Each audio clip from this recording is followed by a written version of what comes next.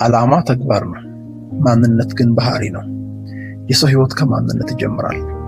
ብዙዎቻችን የህይወታችንን ዓላማ ለማግኘት እንታገላለን፣ እንሮጣለን፣ እንደክማለን፣ እንሞክራለን።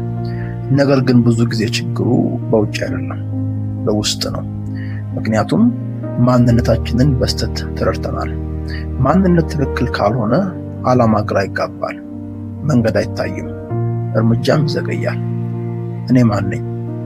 ይህን ጥያቄ ቀላል ይመስላል፣ ግን ህይወት የሚቀይር መሰረታዊ ጥያቄ ነው። ምክንያቱም ምን እንደምንሰራ ከማወቃችን በፊት ማን እንደሆነን ልናውቅ ይገባል። እናንተ ራሳችሁን እንዴት ታያላችሁ? በስኬታችሁ ወይስ በውድቀታችሁ? አንድ ጊዜ ተሳክቶላችሁ ከሆነ እኔ ታላቅ ነኝ ትላላችሁ። ወድቃችሁም ከሆነ ደግሞ እኔ አልረባም ትላላችሁ። ግን እውነቱ ይህ ነው።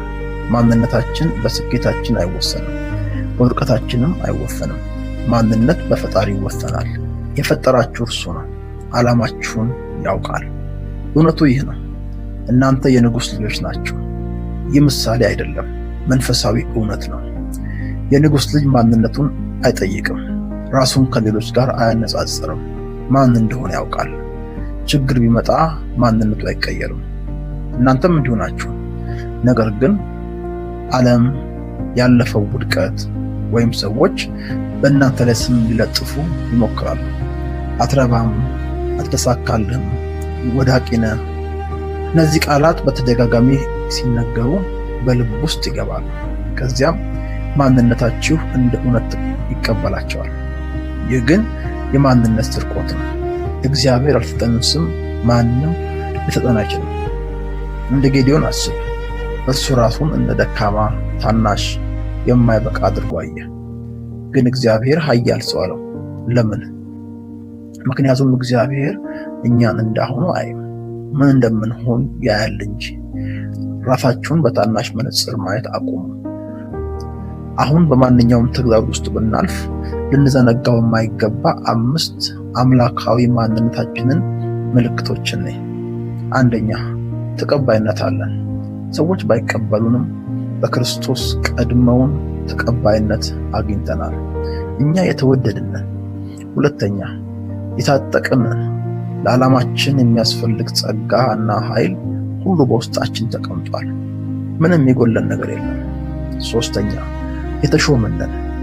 እኛ እዚህ ምድር ላይ ያለነው በአጋጣሚ አይደለም። የተመረጥነው በታላቅ ተግባር በሹመት ነው። አራተኛ፣ ጽኑ ነን።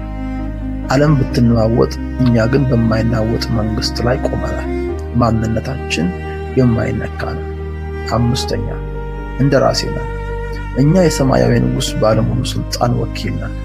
የምንናገረውና የምናደርገው ነገር ሁሉ የሰማይን ስልጣን ይዟል። በምንናገረው፣ በምንሄድበት መንግስቱን እንወክላለን። በዚህ እውነት ላይ ዋነኛ መሰረታዊ ሐሳባችን በዚህ ጥቅስ ላይ መሰረታል። እናንተ ግን ከጨለማ ወደሚደነቅ ብርሃኑ የጠራችሁን የእርሱን በጎነት እንድትናገሩ የተመረጠ ትውልድ፣ የንጉሥ ካህናት፣ ቅዱስ ሕዝብ፣ ለርስቱ የተለየ ወገን ናችሁ። አንደኛ ጴጥሮስ ምዕራፍ 2:9። ይህ ቃል ስለ አንተ ነው። ይህንን በእውነት በልባችሁ አኑሩና ሁልጊዜ ለራሳችሁ ይህን ተናገሩ። እኔ ተቀባይነት አለኝ፣ እኔ ታጠቅኩ ነኝ፣ እኔ ተሾምኩ ነኝ፣ እኔ ጽኑ ነኝ፣ እኔ የእግዚአብሔር እንደራሴ ነኝ። ይህ ማንነቴ ነው። ከዛሬ ጀምሮ ከውሸት ማንነት ነፃ አውጡ። የሰዎችን ድምፅ አትከተሉ። እግዚአብሔር ስለእናንተ የሚናገረው እውነቱን ብቻ ተቀበሉ። ይህን ማንነት ሲገባችሁ ወደ ቀጣዩ የዓላማ እርምጃ ለመሻገር የሚያስፈልገውን የውስጥ ጥንካሬ ታገኛላችሁ። ከዛሬ ጀምሮ እንደ ንጉሥ ልጅ እንኖር። ወደ ቀጣይ የዓላማ ደረጃ እንነሳ። ይህ ትምህርት ሕይወቱን ከነካ ሰብስክራይብ በማድረግ ቤተሰብ ይሁኑ። ለሌሎች ብርሃን እንዲሆን ላይክ እና ሼር ማድረጉን አይርሱ። በሚቀጥለው ክፍል እስክንገናኝ በንጉሳዊ ማንነታችሁ ጽኑ። ሻሎም።